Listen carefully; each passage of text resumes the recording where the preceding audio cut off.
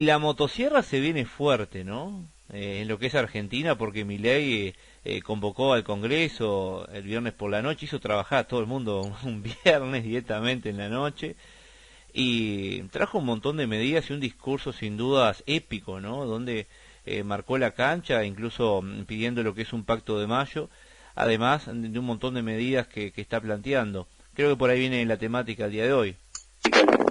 Sí, exactamente. Asistimos a un discurso que fue histórico, realmente por su contenido, por los conceptos que allí se manejaron, la claridad conceptual, la valentía, el coraje de abandonar el discurso políticamente correcto para decir lo que se cree, lo que se piensa y lo que hay que hacer, que además comparto plenamente. El discurso fue muy extenso, pero bueno, entre otras cosas a uno le hizo sentir un poquito de envidia de los argentinos en este momento, en esta coyuntura histórica. Confieso que sigo muy de cerca la realidad argentina, los ojos no solo de la región, sino del mundo están puestos en Argentina, y lo sigo con más atención que lo que pasa en nuestro país, que lamentablemente, bueno, eh, no ha pasado nada, no ha cambiado nada. Eh, en estos escasas semanas de gobierno del presidente Milei ha demostrado que con convicción, con voluntad, con el norte claro y con mucho coraje y valentía se pueden hacer los cambios, aun cuando, como en el caso, no se cuentan con mayorías parlamentarias. Pero hay que tener convicción primero, sabiduría y coraje para llevarlas adelante. Y en lo que fue el discurso, me permito hacer una muy breve selección de dos temas puntuales. Uno de ellos tiene que ver con la reducción del tamaño del Estado al 25% del Producto Bruto Interno de la Argentina. Entonces, aplicar la motosierra pa' buena. ¿Ah? Hoy el gasto público en Argentina ronda el 38-39% del Producto Bruto Interno. Bueno, lo que propone Milei es bajarlo un 13, un 14% para llevarlo a un límite que tampoco es el ideal, pero es razonable, al menos, ¿no? De gasto público. Y vamos a entrar en este tema ahora, del gasto público, que está relacionado directamente con el segundo tema que elegimos para rescatar del discurso de Milei, y tiene que ver con establecer el fenómeno de la inflación como un delito. ¿Ah? Pero vayamos a la reducción del gasto público al 25% del Producto Bruto Interno. Y esto ha generado, obviamente, a los amantes del Estado presente, del estado de bienestar, del estatismo, que no es otra cosa que generar estado de malestar en los bolsillos de las personas, y bienestar, por el contrario, a quienes dicen representar al pueblo y en realidad no viven como el pueblo, sino como reyes. Eh, Decía, acá empieza, el primer argumento es el facilismo, ¿no? La correlación entre tamaño del Estado y pobreza. Dicen, a mayor reducción del gasto público, mayor reducción del tamaño del Estado, las sociedades van a ser más pobres. Eso es lo que dicen los críticos, ¿no? Que parten de la base, los estatistas, que los hay convencidos, lamentablemente, pero bueno, la idea es tratar de argumentar para que puedan rever su postura, de que el Estado grande es sinónimo de riqueza, ¿no? Eh, Ahora, veamos una cuestión. Lo hemos hablado en sucesivas columnas aquí en la Terna Vigilancia. Hemos dicho que el único que puede crear riqueza en una nación es la gente, es el sector privado, es el mercado. Cada vez que decimos mercado, lo mismo que decir la gente. Es quien crea riqueza. ¿De qué manera? Y bueno, el producto de marcos institucionales que sean amigables con la libertad de emprender y con el respeto a la propiedad privada y seguridad jurídica, marcos institucionales que son en definitiva la clave de la propiedad, de la prosperidad de las naciones. Dijimos, hemos dicho hasta el cansancio que una nación, un país no es rico porque tenga recursos naturales, minerales, petrolíficos, lo que sea. No, lo que determina la prosperidad de una nación son los marcos institucionales que permitan liberar el genio creador del ser humano y que se le permita al ser humano, a la vez que poder crear, garantizarle que el producto de su esfuerzo le va a pertenecer a él y no le va a ser extraído por la fuerza. En la medida que decimos que el mercado es sinónimo de creación de riqueza, lo contrario al mercado es la coacción, la violencia, que es el común denominador del Estado. Ahora, si decimos que lo que crea riqueza son los mercados libres, ¿cómo es posible entonces que algunos países ricos tengan estados tan grandes? ¿Acaso los estatistas tienen razón? ¿No? ¿Acaso los liberales le hemos errado de punta a punta? Bueno, la realidad, no obstante, es que puede existir alguna mera coincidencia, pero eso no significa en modo alguno causalidad. Una cosa es que los países ricos tengan estados grandes, que se puede dar, y ahora vamos a explicar algunos ejemplos en la historia reciente, y otra cosa es que sean ricos por esa razón, que no es lo mismo. ¿Ah? Veamos algunos ejemplos. Países comunistas tenían estados inmensos, deberían haber sido todos ricos, y la verdad que no solo que fueron un desastre y fueron pobres, como decía Escotado, no solo que le fue mal, sino lo siguiente. Pero veamos, por ejemplo, Suecia, que muchas veces erróneamente se lo plantea como un caso de socialismo exitoso, lo cual es un desatino mayúsculo, pero hace unos 40, 50 años era uno de los 5 países más ricos del mundo. ¿Qué pasó? Empezó a inflar el gasto, empezó a crecer el tamaño del Estado. ¿Se permitieron acaso ese lujo producto de la riqueza preexistente que se había generado? ¿Y qué fue lo que pasó? Se llegó a los principios de los años 90, cuando el peso del gasto público en Suecia superó el 60% del Producto Bruto Interno.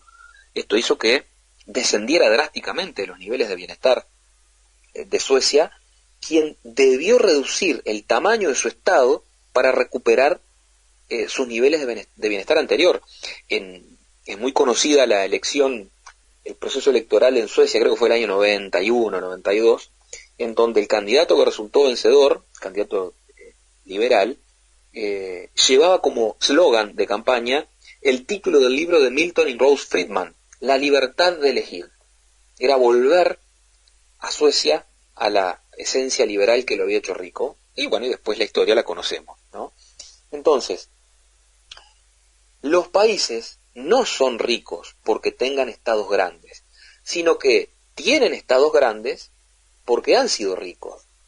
Pensemos en Argentina, un estado elefantiásico, una locura, es unos niveles de estatismo esquizofrénicos. ¿Acaso es rico Argentina? No, está sumido en la pobreza. Recordemos que 1 de cada 10 niños en Argentina vive en la indigencia, y 6 de cada 10 son pobres. Es terrible lo que está pasando en Argentina.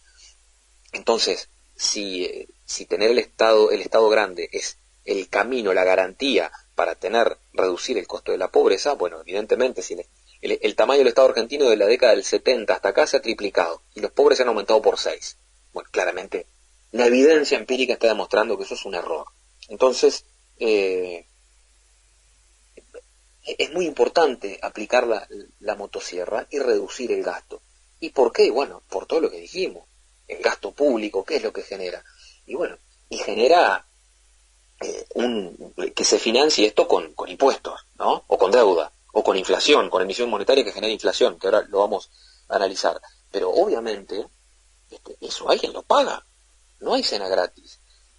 Y tengamos presente una cosa, que cada vez que se crea un impuesto, cada vez que se toma deuda, que son impuestos futuros, que además tiene un componente absolutamente antidemocrático e inmoral, puesto que se le están cargando a las generaciones que no han nacido, a mis nietos que ni siquiera han nacido, se les está cargando una deuda de un proceso electoral del cual ellos no participaron. Es terrible. Y sin embargo, eso es lo que genera el gasto. Entonces, además del componente profundamente inmoral que tiene, genera el otro componente que es un obstáculo a la generación de riqueza. No hay nada más obstativo a la generación de riqueza que poner impuestos. Cada impuesto que se pone en aras de tratar de financiar el gasto público es un atentado a los pobres. Si realmente se quiere ayudar a los pobres, lo que tenemos que darles libertad económica a la gente, porque naturalmente que este modelo está fracasado total y absolutamente. Entonces, bueno, bienvenida la propuesta y la reducción del gasto. Bienvenido cerrar TELAM. Bienvenido cerrar el INADI. Bienvenido eliminar la mitad de los ministerios. Bienvenido todo lo que sea el recorte de gastos en aquellos sectores que son totalmente improductivos y que le generan una carga al bolsillo de la gente, porque le digo esto y le cedo Onofre, porque hasta la gente más pobre termina pagando los impuestos. Y dice, no, pero ¿cómo alguien que vive en la indigencia va a pagar impuestos? Si trabajan negro en la informalidad, no, pagan impuestos cada vez que van a comprar un paquete de yerba, un paquete de azúcar, un paquete de fideos, de arroz, están pagando impuestos. Y obviamente ese costo del Estado lo termina padeciendo en mayor medida en términos comparativos el pobre, puesto que, como sabemos por la ley de utilidad marginal, 1.000 pesos no valen lo mismo para alguien de muy bajos recursos que para alguien que está nadando la abundancia, ¿no? Exactamente, y comparto esa envidia que dice respecto al otro lado del charco, ¿no? Ahora, mi ley propone, el tema es también que los gobernadores y el resto de agentes de la política quieran desprenderse de esos vicios, ¿no? Y que puedan apoyar. También ahí mi ley tiene un desafío muy grande, ¿no? Totalmente. Y yo creo que esta medida extraordinaria, que además de tender la mano y proponer una suerte de refundación de la Argentina sobre la base de una suerte de 10 mandamientos no liberales, va a dejar en evidencia quiénes están a favor del statu quo, quiénes son la casta, quiénes están a favor de la fiesta, de esta fiesta que termina siendo obscena del gasto público, y quiénes están a favor de los más necesitados. Creo que aun cuando todas estas medidas que se están proponiendo, muchas de las cuales requieren voto en el Parlamento, aun cuando no salieran, yo creo que se puede hacer una lectura positiva, y es el hecho de que los deja en evidencia a quienes están a favor del antiguo régimen, ¿no? Y que esa factura evidentemente se va a pasar en las elecciones legislativas de medio término del año próximo en Argentina, eso no tengo dudas. De modo que, claro, lo bueno que tiene esto es poder hincarle el diente desde ya al problema y no tener que seguir dilatando o postdatando los beneficios por meros intereses, mezquinos intereses de la política y personales de quienes forman parte de la oposición, ¿no? Ahora, este tema de la motosierra y de bajar el gasto público al 25% del PBI está directamente relacionado entonces con el segundo tema, ¿no? Y que viene con el tema de la legislación, de establecer la inflación como un delito en el Código Penal argentino. Y bueno, ¿y por qué? Hay un libro, a una pequeña digresión, del doctor Ricardo Rojas, que se llama precisamente La inflación como delito. De Ricardo Rojas es un jurista argentino. Este libro fue publicado por Unión Editorial, debe tener un par de años, no más, de haber sido editado, y bueno, y allí creo que es un libro que está realmente muy bueno y lo recomiendo de forma entusiasta. Y llegamos al problema de que, como el déficit es terrible, se produce dinero falso para cubrir el déficit presupuestario. Es decir, como dijimos hace un rato, un gobierno puede cubrir sus gastos de tres maneras: con impuestos, como dijimos, con endeudamiento interno y externo, y con emisión monetaria, que es la única causa que genera la inflación. Pero bueno, la presión tributaria tiene un límite, ¿no? Más allá del cual ya la gente va a dejar de pagar impuestos. Es lo que se conoce como la curva de Laffer, ¿no? Es decir, bueno, hay un punto en esa curva máximo en donde, bueno, ya la gente no da más, y que si se pasa ese punto quiere decir que la recaudación se va a desplomar, ¿no? Muy a grueso modo, es eso. Bueno, entonces, ¿qué es lo que va a pasar? Se va a recurrir al tercer mecanismo, que es la emisión monetaria. Pero bueno, tengamos presente que antes, si se recurrió a los impuestos y al endeudamiento, que termina generando más impuestos a la larga, ese dinero que se utiliza para pagar impuestos, como decía, no es más que la representación de una riqueza que fue producida previamente por otra persona y a cual se lo van a quitar y por la fuerza. Y cada vez que esto sucede, cada vez que el gasto público se expande y por ende se aumentan los impuestos, la generación, la producción, la riqueza en una nación general disminuye.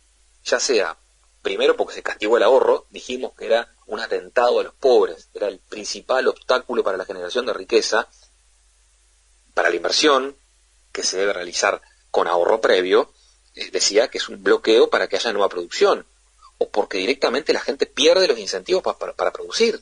Es terrible. Entonces, cuando los gobiernos no se animan, no tienen el coraje, no tienen la valentía de acomodar sus gastos a los ingresos que tienen, bueno, se arrogan el derecho de paliar ese déficit por medio de emisión monetaria. La prueba 9 está lo que está pasando en Argentina y todo lo que la emisión genera. Entonces, bueno, el déficit se hacen crónicos, los estados se siguen endeudando para pagar el nuevo déficit y eso crea una bola de nieve tremenda. Ahora, si el déficit no existiera, la causa primera del déficit es el exceso de gasto público, se gasta más de lo que se ingresa.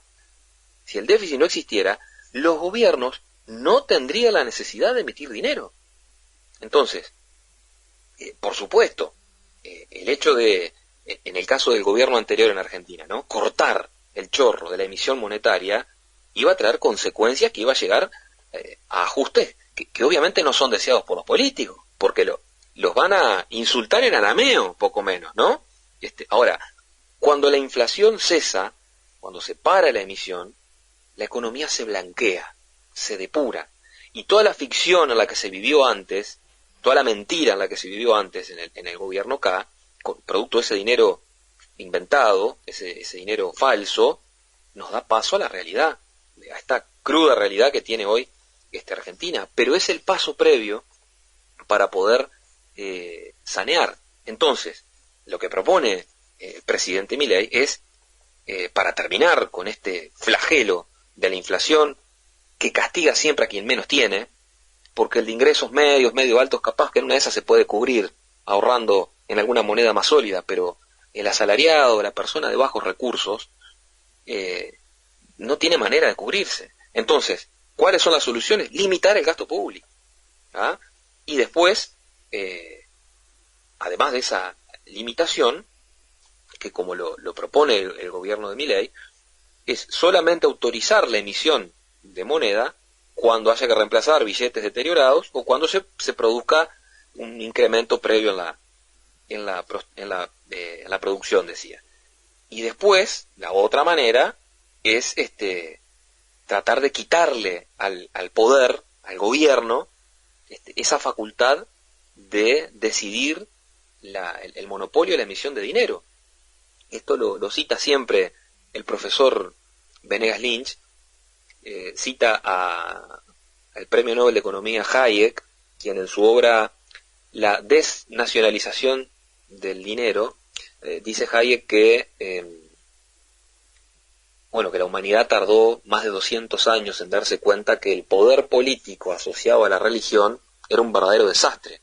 Decía Hayek allá por la década del 70, bueno, no tardemos 200 años más en darnos cuenta que el poder político asociado a la emisión de dinero es otro desastre de proporciones, de dimensiones colosales. Ahora, Milton Friedman, el también premio Nobel, sostenía que la emisión de dinero es un asunto demasiado serio para dejarlo en manos de banqueros centrales. Entonces, toda esta propuesta de tipificar la emisión monetaria como un delito que se le imputaría, por lo que se anunció, no solo al director del Banco Central, también al presidente de la República y a los funcionarios que intervengan directamente en ello, termina generando los marcos institucionales para poner una clara limitación a esa autoridad monetaria mientras exista, porque la idea, como siempre lo ha propuesto, es eliminar el Banco Central y llegar a la solución de fondo, que ¿cuál es? Es eliminar el curso forzoso, la obligatoriedad del peso y la libre competencia con otras monedas. De hecho, en Argentina la gente ya eligió qué moneda quiere, ¿no? No creo que nadie esté ahorrando en pesos en Argentina.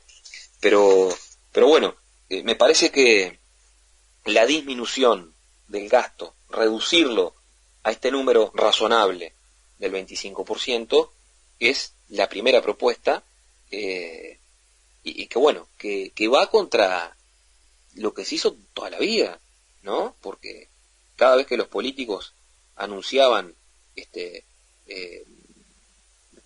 las proyecciones fiscales, ¿no? Lo hacían proyectando incrementos esperados que eran producto de una imaginación frondosa, nada más, que terminaba más tarde o más temprano con más impuestos, ¿no? Entonces, el recorte de los gastos, achicar el gasto, nunca es la primera opción a los políticos. Imagínense, es un autoflagelamiento, pegarse un tiro en los pies.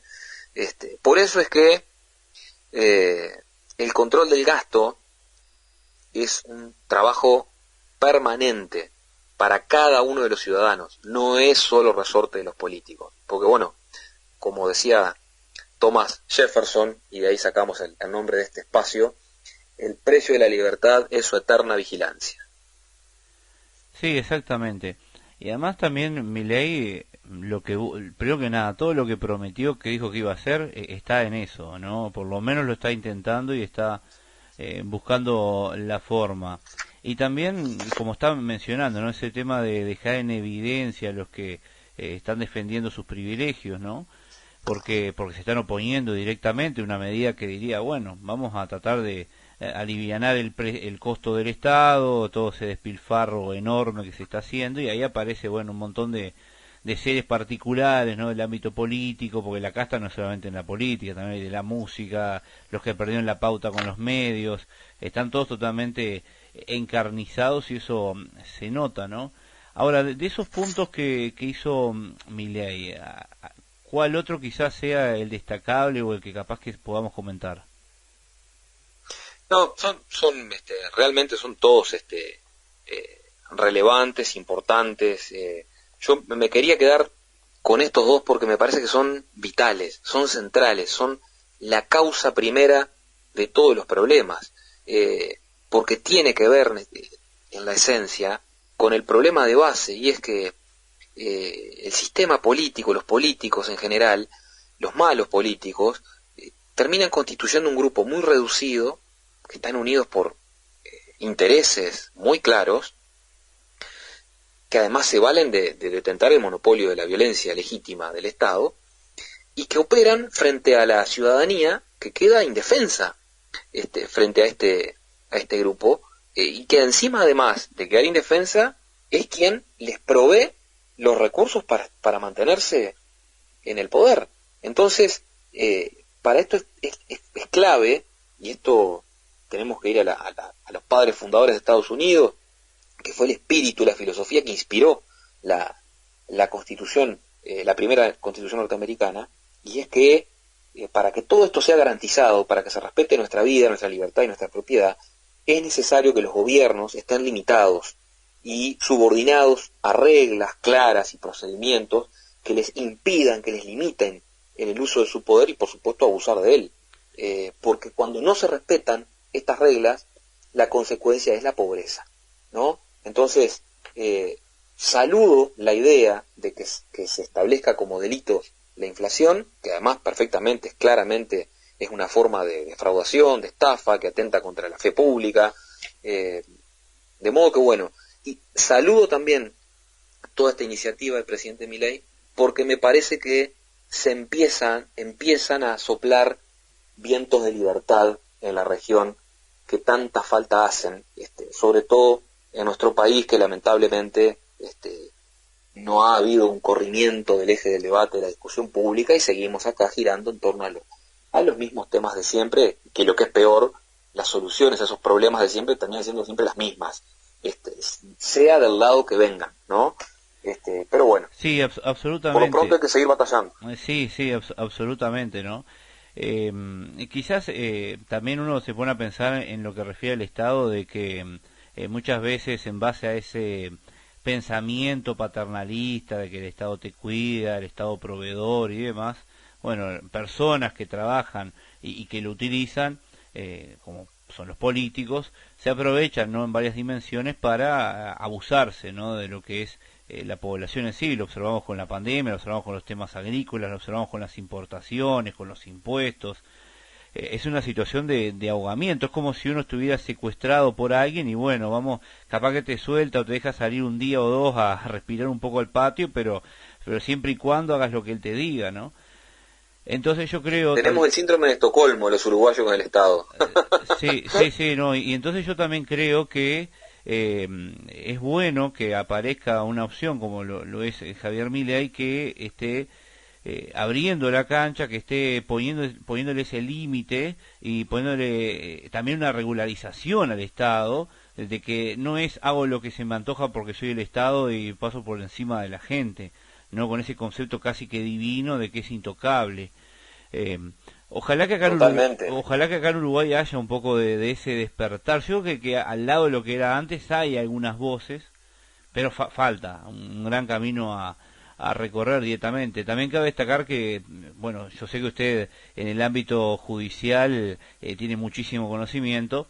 Quizás el sistema uruguayo tiene un poco más de dureza, ¿no?, a la hora de abrirse a ciertos cambios, ¿no?